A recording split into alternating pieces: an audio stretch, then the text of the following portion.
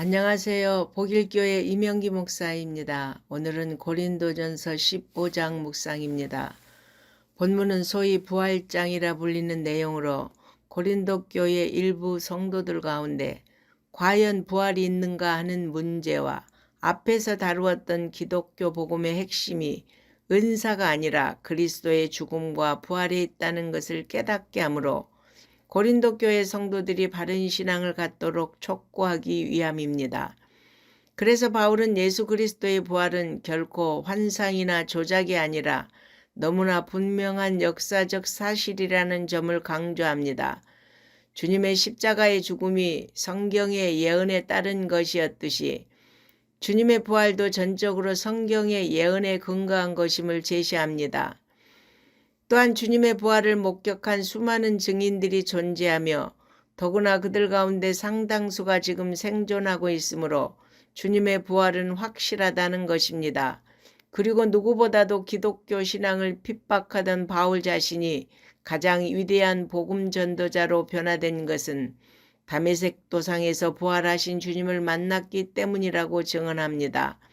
그리고 바울은 자신이 하나님의 교회를 핍박했으므로 사도라 칭함을 받지 못할 자였지만 하나님의 은혜로 사도가 되었다고 고백하며 자신이 주님을 위해 많은 수고를 했지만 자신은 사도 중에 가장 작은 자라고 하였습니다.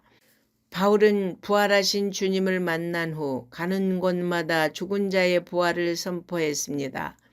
그는 주님의 부활이 죽은 자의 부활이 있다는 확실한 증거라고 주장합니다.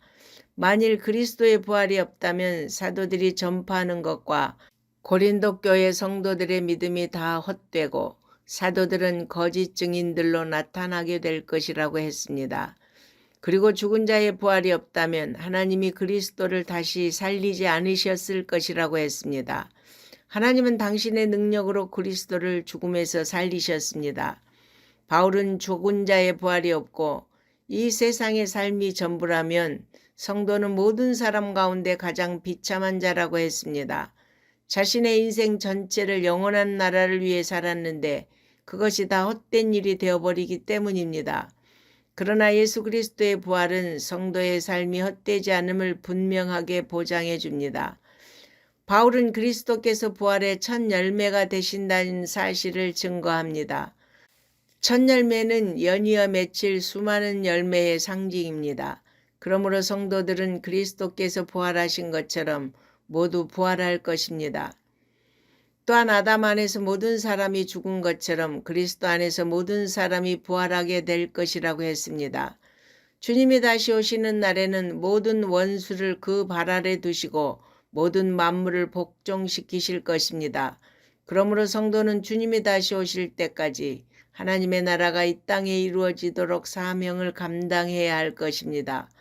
바울은 만일 죽은 자들의 부활이 없다면 자신이 위험을 무릅쓰고 복음을 전하지 않았을 것이라고 했습니다. 내일 죽을 것이니 먹고 마시며 죄를 행하자고 말했을 것입니다.